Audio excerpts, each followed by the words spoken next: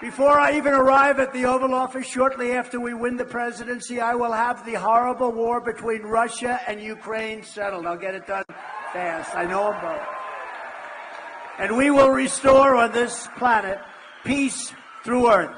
I am the only candidate who can make this promise to you. I will prevent World War III, and we're very close to World War III. We're very close to World War III. And on day one, I will end crooked Joe Biden's insane electric vehicle mandate.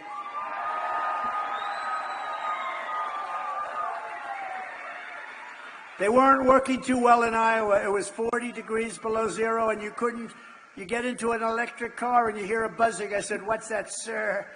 It works in zero, but you start getting below zero, and you had those cars all over the place. It would be a good time to take one. You could have taken one. You could have had all you wanted. But it wasn't. They were not working too well in Iowa. Think of that. We voted on a day where it was 40 below zero, and we had a tremendous vote. It was like, those people are hardy people. Somebody said they're very hardy.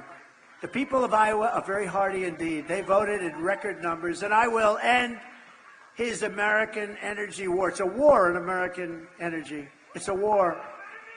Just yesterday, Biden blocked the export of American natural gas to other countries. You know, he doesn't want plants built in the United States, even though that's the best thing you could do. This stuff has been worked on for years. I approved many of them. We got many built in Louisiana and other places, but he stopped it. Now, why he stopped it, I guess it was the environmentalists, I guess. But it's good for the environment, not bad, and good for our country. I will approve the export terminals on my very first day back. I'm going to be signing so many different mandates on my first day back. All of that stuff will be approved.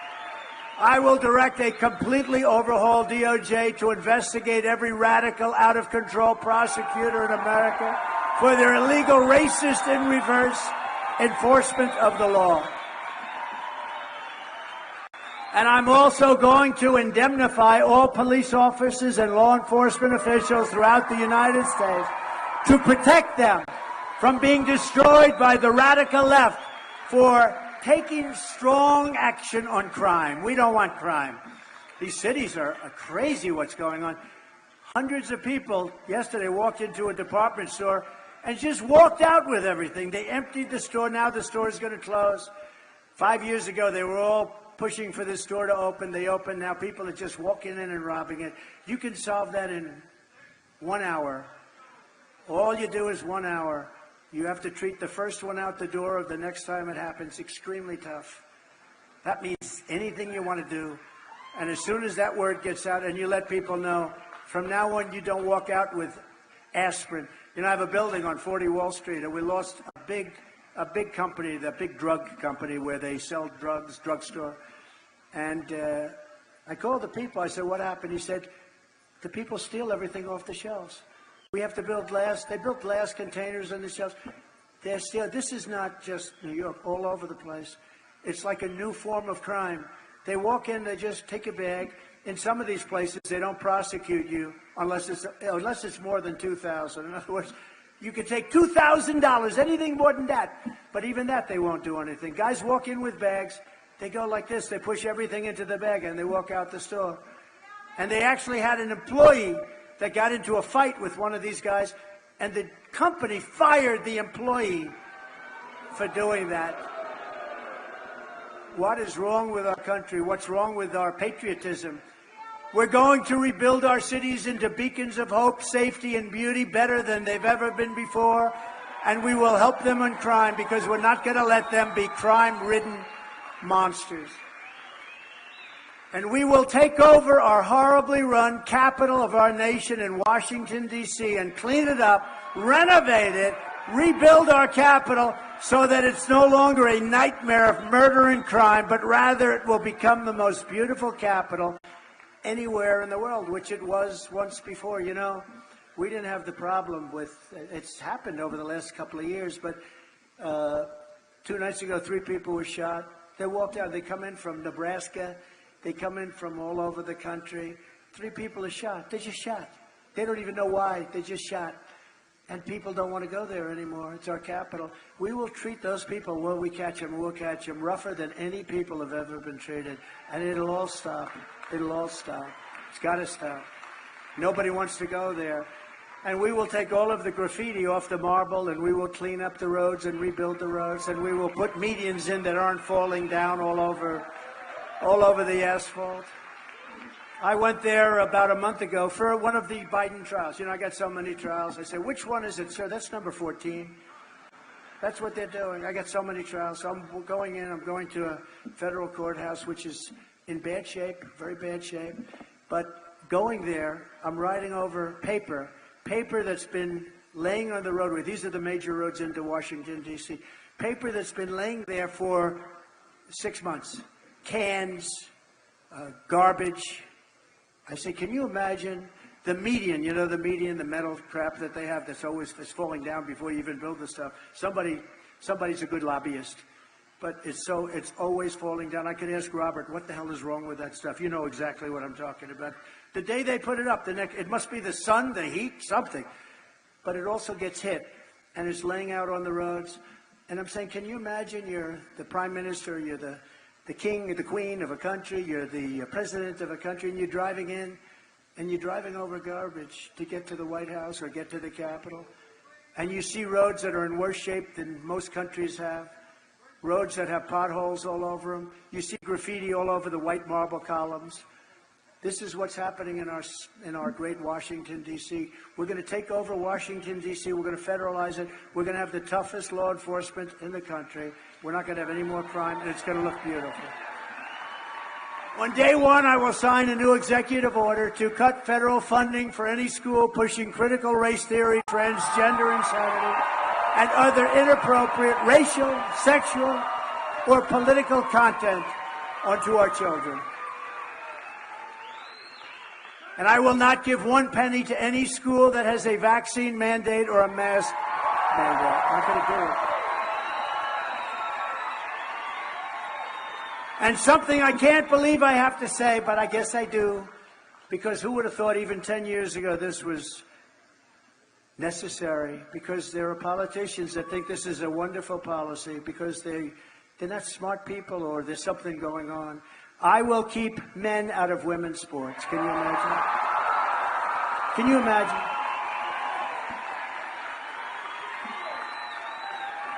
Can you imagine weightlifting? You ever see the difference?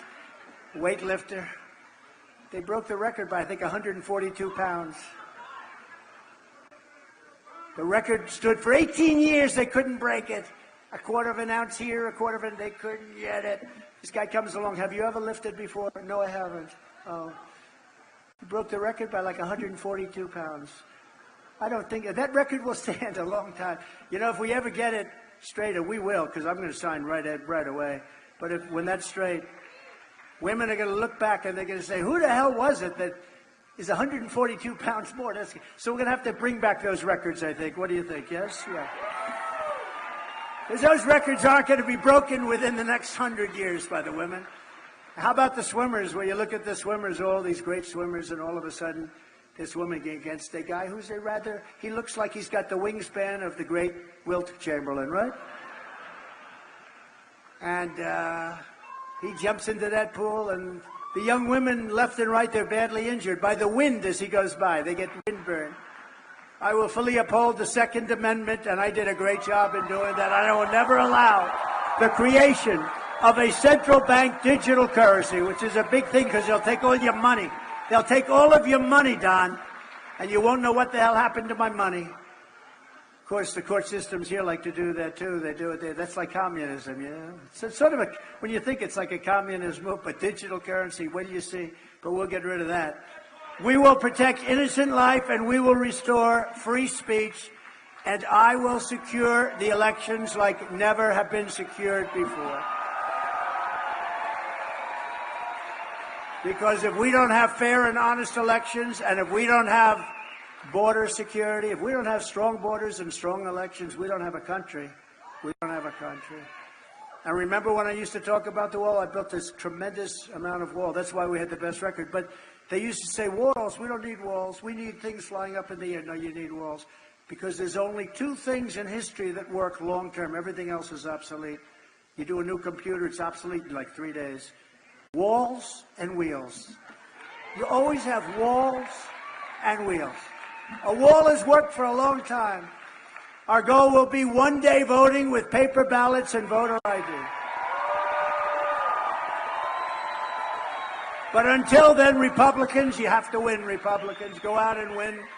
When we get in there, we're changing it around. We're going to get rid of all the stuff. Paper ballots, they make special paper today. It's incredible. It sounds crazy, but it's incredible. Watermark.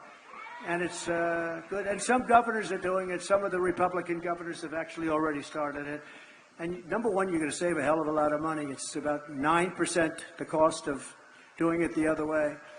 If you took the 10 worst presidents in the history of the United States and added them up, they would not have done near the destruction to our country as crooked Joe Biden and the Biden administration have done. He's destroying our country. So if you want to save America, then get everyone you know out to vote in the Nevada caucuses on Thursday, February 8th. And it's very important for you to help educate all of our supporters that we're not talking about the government-run, universal mail-in ballots. We don't want mail-in ballots.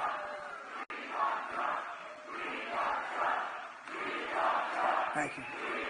Thank you. Thank you very much. Don't go on Tuesday, February 6th. That's 2 days earlier. Don't do it. Don't use a mail-in ballot. Don't do anything. It's a meaningless event. Totally. There are no delegates. It's a con job. We could have done it, but we really want to do it the right way and the legitimate way. And so don't do the 6th, do the 8th. Do the caucus, not the primary. The primary is meaningless. I don't know. Maybe they'll try and use it for public relations purposes. Every time Trump supporters and they need something, they have to go. What you have to do is caucus on February 8th. It's the only way you can vote for President Trump. So caucus on February 8th. And if you need any details, February 8th. If you have any details or need anything, it's nv.donaldjtrump. Did you ever hear of him? .com. Insects. Relinquish what remains of the Allspark. So who's the insect? You? What? Who's the insect? Protect you.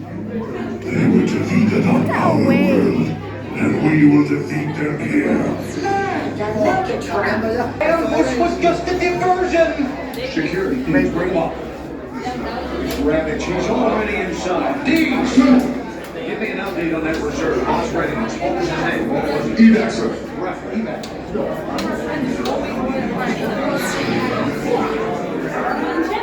She's right in front.